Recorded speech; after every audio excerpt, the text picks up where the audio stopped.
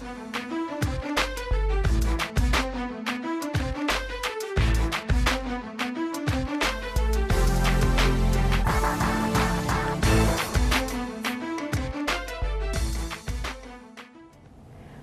to Fit and Bold, where we promote healthy lifestyles. I'm your host, Lakita Goins. On this show, we cover a variety of health topics. Well, we don't want to forget about our eyes. Eye health is something that we may not think about until there's an obvious problem. But today, we want to talk about preventative care for your eyes, and we'll also discuss several common eye health topics. I'm here today with Dr. Herman Ginger of Dr. Herman Ginger Eye Clinic. He's an optometric physician. Okay. How are you today, doctor? I'm fine, Lakita. Thank you for having me on.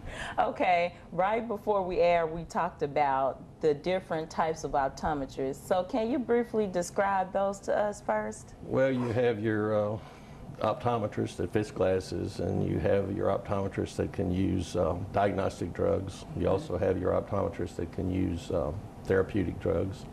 You also have your optometric physician, which can use fit glasses, use diagnostic and therapeutic drugs in the orals. I'm fortunate enough to be in that class. Okay. Are there a lot of doctors in that class? Oh, yes. Oh, Okay. yes. Most of the optometrists in the state are optometric physicians. Okay. Now, I want to ask you what some people may consider an obvious question.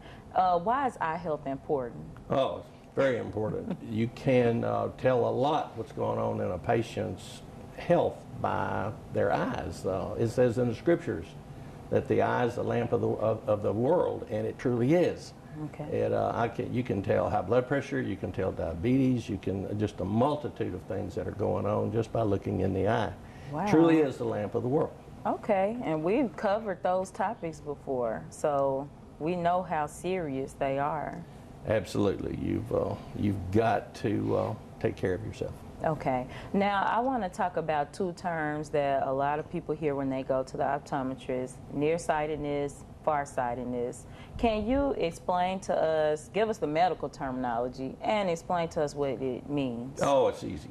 Easy, easy, easy. Okay. Nearsightedness is myopia. Okay. Farsightedness is hyperopia. Everybody confuses it. Okay. They say, what's the problem? Well, what I'm describing is I'm describing what you can do, Right. not what your problem is.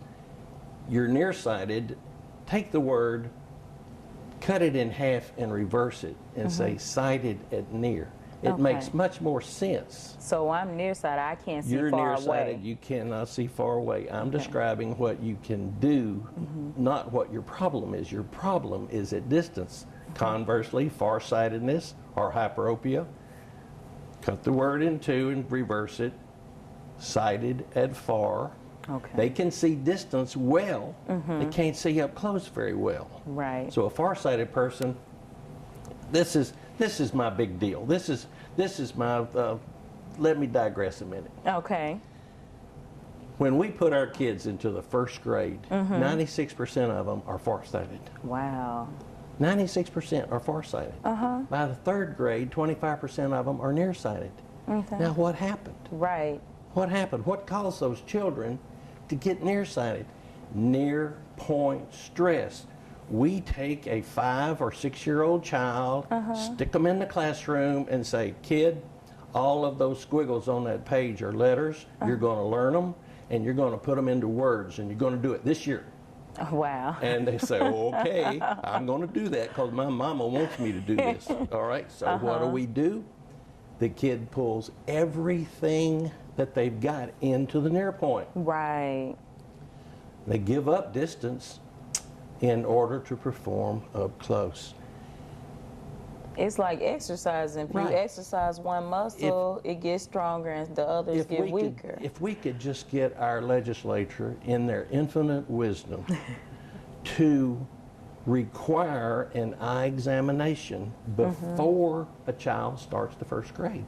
Not a screening. A screening catches nearsighted kids. Nearsighted kids, remember, nearsighted, myopia. A nearsighted child always performs in school. They do well. Right. They do well because here's where they work best. Okay. Farsighted children excel on the playground. Okay? Right. The farsighted child is the one who's up moving around in the classroom. The farsighted child is the one who says, I need to go to the bathroom. The farsighted child is the one who, if a book falls on the floor, the farsighted child is up looking, saying, hey, what happened? Okay. The nearsighted child never moves. They knew. They knew what happened. The farsighted Right. child is telling you, hey, I'm having trouble up close. Wow. I need help. That gives our audience some wonderful insight. And that leads me to another thing we talked about previously. At what age do children need to start going to see an optometrist? There is a program called Infant C. Okay. Let's take the word infancy and put INFANTSEE, Infant C. There are 7,000 optometrists in the United States who have agreed to see infants between the age of 6 and 12 months Okay. to look for disease, mainly looking for lazy eye or amblyopia. Okay. At 6 to 12 months, this vision system is so plastic, we can do something with it. We can eradicate lazy eye Okay. if we catch them. So these 7,000 optometrists, I'm one of them, Okay. have agreed to see children between the ages of 6 and 12 months for free. Oh, wow. I'll do that. Okay. It's more important to stamp out lazy eye or amblyopia than it is for me to be paid. Okay. You know, I'm blessed beyond compare. I am more than willing to do this. Why would anybody not see a 6-month-old Right. child? So our there are audience- tests we can do. There Right. are tests we can do to determine what's going on. So audience, take note of that. Google infancy, find providers near you that offer free eye health care and checkups for your little children. And one thing you talked to me about that you see often, and I was shocked, glaucoma. Glaucoma. Tell us about glaucoma. Be glad to. Okay. What do you know about it? What is it, and Glaucoma. how do you know when you're looking at a person that they have glaucoma? Okay, number one, remember this. Glaucoma is the silent blinder that never sleeps. Okay. Glaucoma is the silent blinder that never sleeps. Okay. Your pressures at night are higher in your eye than they are in the daytime. So if you have a borderline high pressure in the daytime, Right. there's no telling what it's doing at night. Okay. It's really going up there, and it can be damaging your eye. Glaucoma is too much pressure inside the eye. Okay. The retina, the thin film, a retina is as thin as an onion skin. Okay. Okay? It lays on the back of the eye.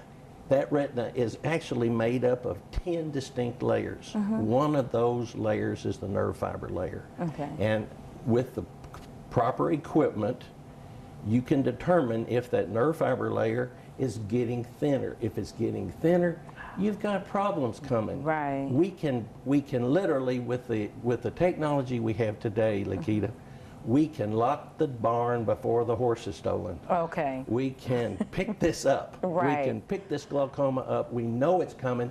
We know what's going to happen. And we can be proactive and do something about it. You see, when you show a visual field defect, what I call a scotoma, that's a 75-cent word. I spent years learning how to use terms that I never use because nobody understands them. Right. Okay, and they say, okay, fine, tell me what's in real English. Tell me what I've got. They have a blind spot. Okay. When you get a blind spot in your visual field, you've already lost 50% of your retina. Wow. You've already lost half of it. Okay. We got to be quicker than that.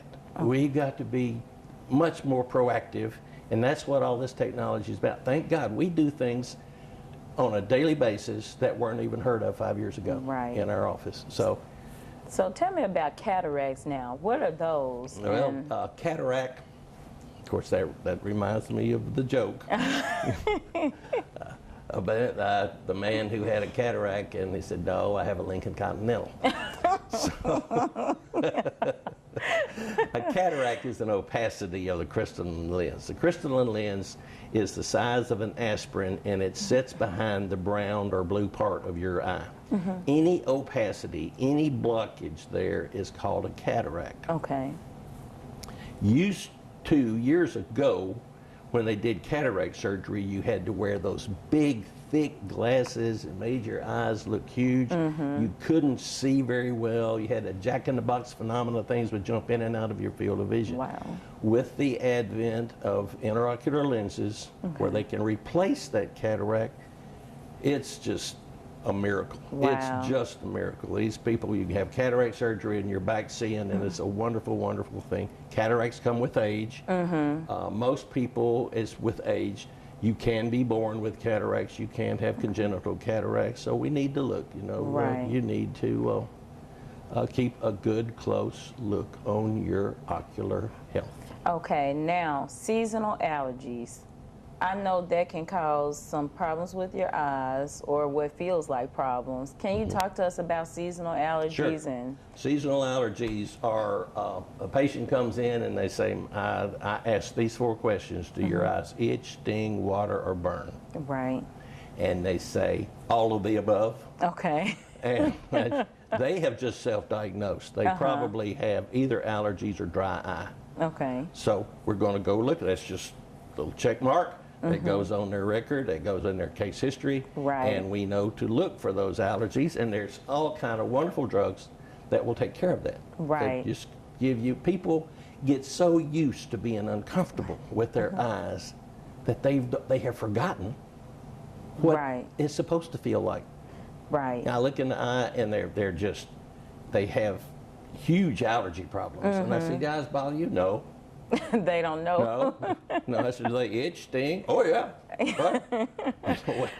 you got problems. Let's go fix it. They're fixable. Okay. Now, the over-the-counter stuff is just expensive water. Don't fool with it. Go get your eyes checked. Go get looked at. Okay. So, Dr. Ginger, it's time for us to close out, but let me have you leave our audience with your words of wisdom about preventative care and eye health. You should have your eyes checked yearly. Okay. Children, you just heard me say earlier, infants. Okay. Let's look at these children yearly. When you're in school yearly, you're going to get nearsighted. We're going to have near point stress. A pair of reading glasses will stop that. You know, hopefully keep these children from having to wear glasses full time. Right. And we do it. You know, we need to just be very cognizant of the fact that if you can't see, you can't watch your grandchildren walk across the stage and graduate. Right. So let's keep seeing. If you're going to live 100 years, I want your vision system to last 100 years and 1 day. Okay. Well, those are words to live by, Dr. Ginger. When we come back, we're going to be doing our Fit and Bold Healthy Recipe Picks, so stay tuned.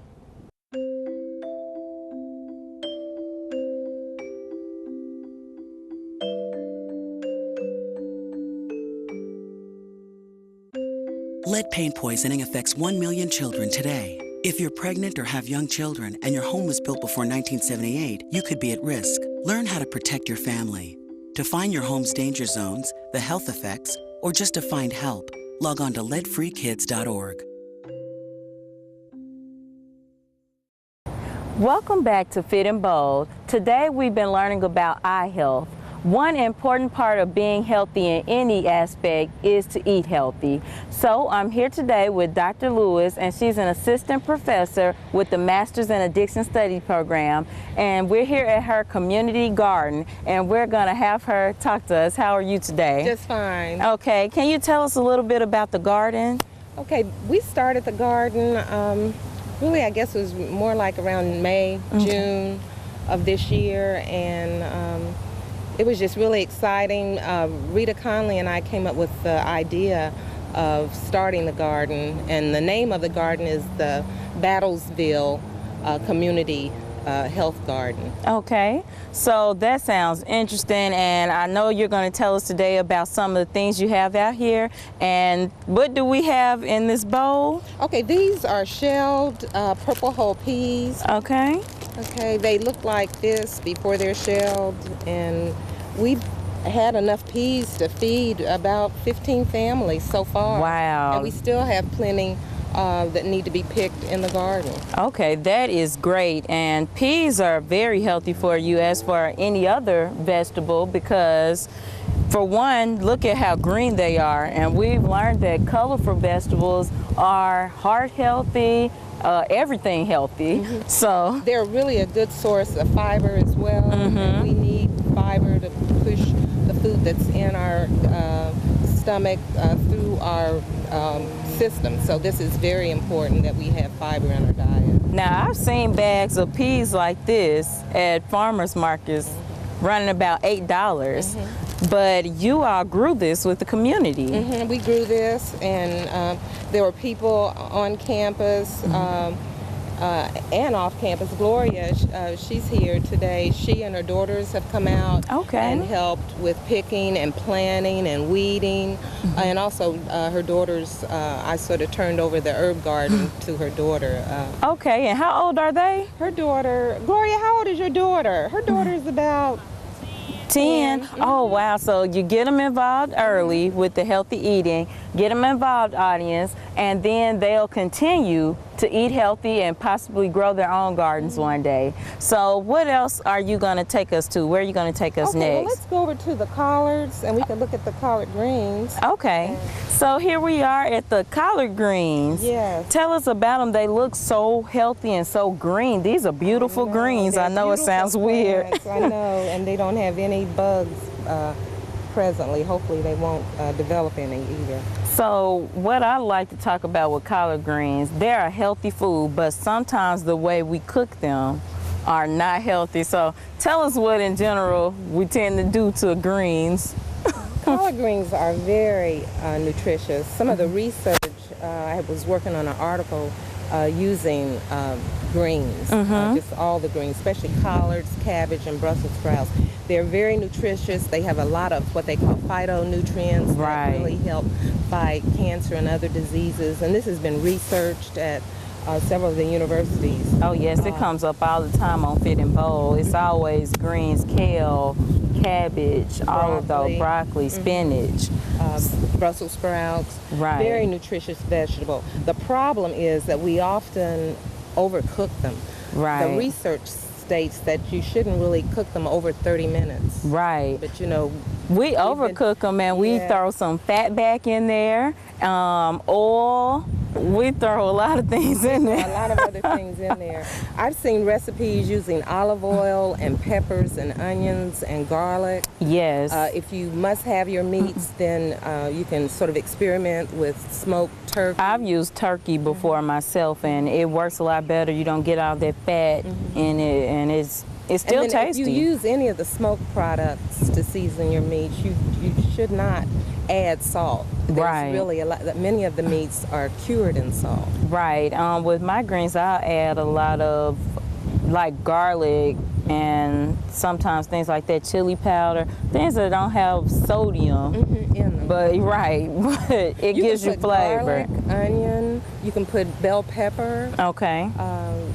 Really just kind of, play around with it and see, try to season it to your taste. But you do not have to use ham or fatback, Anything strickling, like or whatever that. your choice is of meats. And we all know and have consumed greens with a lot of pork, but Right. I think it's really wise to try to It's use some of the never too other late meats. to change it. No, it's not. So what are you going to show us next in this garden? Okay, well, let's look at the acorn squash. Okay. It seems to really be producing right now. All right.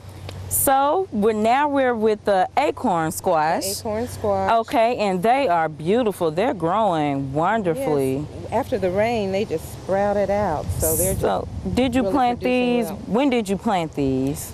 We planted these, I think it was in August, but they really pretty much laid in the ground dormant because it was so hot and we didn't have Right. any rain. But once we had the first rain, They just really sprouted. sprouted out. And this is one you have in your hand. Now, tell our audience, how would someone cook this prepared to eat? Okay, you would cut this this way. Okay. Inside, you'll find a cavity, and you scoop out all the seeds on both sides, and then you would lay them on each side on their back. And you could put cinnamon, you could put apples, pecans, or you can just put a little cinnamon and butter in it and bake it for about 35, 40 minutes. Okay. And they're delicious. Oh, they're ready to go after that. And the food, all the food that you've shown us so far, it just looks so good, and it's just growing out of the ground. It's really so healthy. I know our audience is like, how can it look good? It looks great. It looks healthy, and that's what's important. What else do you want to show us today from the garden? Okay, well, we could show you that we have some peas. I Okay. can show you. We can. Okay. The peas. All right, then let's go have a look. Okay. Okay, Dr. Lewis, now we saw some purple hull peas. What kind of peas are these? Okay, these are butter peas, also known as ladies' peas. Okay, now how are they different from a purple hull pea? Okay, this pea is a very small cream color white type of pea. Okay. Real delicate looking pea. Okay, now they look really good. They're growing fine. When did you plant these, and did they grow right away? No, they did not grow right away. These were planted in July, actually. Okay. And just sort of laid in the ground for a long period of time, you know, during that really hot period that we had. Okay. And I was really concerned that they would never germinate. But what happened, we did finally have a rain, and then they came up, and they're now producing. I don't know if they're going to be be ready to pick before we have our full first frost, but they're just doing great. Okay, so our audience has seen several different kind of peas, and when we return, we're going to be learning about some different exercises. But if you have any input you would like to have, or you want to know how to get involved with the community garden, you can email fitandbold@uapb.edu. That's fitandbold@uapb.edu.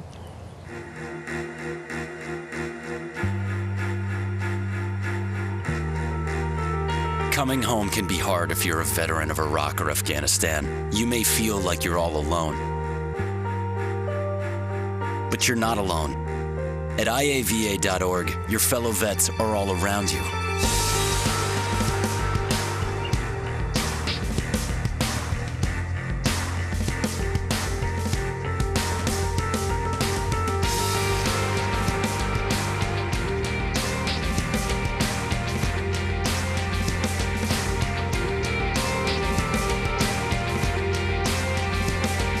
Join our free online community, get the resources you need, and connect to other vets who know where you're coming from. iava.org. We've got your back.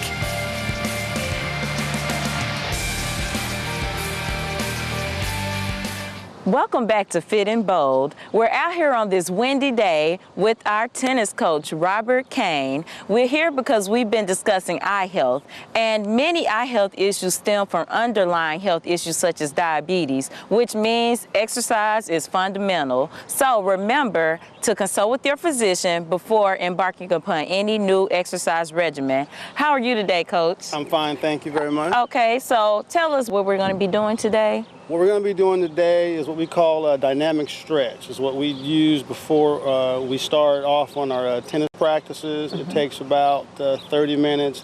All the stretches that you'll see, we're just going to go over 3, but all the ones that we'll be using, we do everything on the move. It's not a static stretch where you're sitting down or kneeling. Everything we do is we'll be moving. All right, well, that sounds like what we need to do, audience, so let's get ready to exercise. So what are we doing, Coach? The first one we're going to do is just high knees. Okay. You're just going to go all the way across, and we're going to just like jog in place, but we're going to be jogging across the court. Okay. Okay, knees to our chest as best we can. It'll go like this. And that would be one sequence. We would usually go all the way across and then would go back. Okay. So. Okay, so let's want to go on back. You want to go back with the high knees and just be all the way up and going high as your knees go up. Okay. All right. Second one is going to just be a step out lunge with a waist hip flexor. It'll go like this, hands on the on the waist. We'll step out, Okay. do a lunge, then we'll rotate that way, Okay. this way. Then we'll come up, and we'll just repeat the process on this side. Rotate, rotate, step up, rotate, rotate. And we'll do this all the way across. You don't have to put your knee on the ground. You Okay. can keep it off if you like, but for some people, it's, Do you get a better stretch if you keep your knee off the ground? yes you do. You get a much better stretch, but you have to go at your own fitness. Right. Don't rush So- it. Okay, and then Okay. we'll repeat that process and we'll go all the way back. Okay. You wanna do it again? Yeah. Let's go Okay. back. All the way down. Okay. You know, myself personally, I work out 4 days out of the week, Okay. so So where did you start? You didn't always work out 4 days I a week, work out right? all my life. All Ever right. since the 7th grade. I ran track, played basketball, baseball, and been running ever since. Okay. I love it. Now I'm feeling the burn. You will get a burn in your quads and in your glutes, and it's good for the hip flexor. It's good for your obliques. Okay. So what are we gonna do now? Last one is just the one that we usually do when we begin. It's just a bunny hop. And we'll just start off. It's just a slow, little, crisp jog like this all the way across. Okay. This is the one we usually use just to get the juices flowing and it's like a little pre-warm-up just to get the heart rate up. Okay. Normally what we do when we first come out, the first thing that we'll do, before we do that, we'll do 3 laps, then we'll do a little bunny jog, and then we'll get into the rest of the dynamic stretch. So it's never too late for our audience to work out. Never too late. Okay. Never to work out. All right. Well, thanks, Coach. That was a great workout. Well, you're quite welcome. All right. That was a wonderful workout, and I want to thank Coach Robert Kane, the UAPB tennis coach. We're going to do something a little different this time. We're going to talk about the top reasons why people don't exercise. So over the next few shows, that's what you'll see. So one of the reasons that I've been hearing is that I'm not working out anymore because I don't see any changes in my body. Well, you have to remember that you didn't gain weight overnight, so you're not gonna lose it overnight. It's very important to set realistic goals. Don't say I wanna lose 10 pounds in 1 week. This is not a reality show. You probably don't have time to work out 8 hours a day. So set realistic goals, start slow, work out 20 minutes a day, increase it as you get more comfortable, and I guarantee you if you stick with it, you will see results. Even if it's not in weight loss, you will feel healthier. So remember that if you want to leave feedback or you want to have certain questions or topics on Fit and Bold, send an email to fitandbold@uapb.edu. That's fitandbold@uapb.edu. So remember, get in this lifestyle journey, get healthy, get fit, and be bold.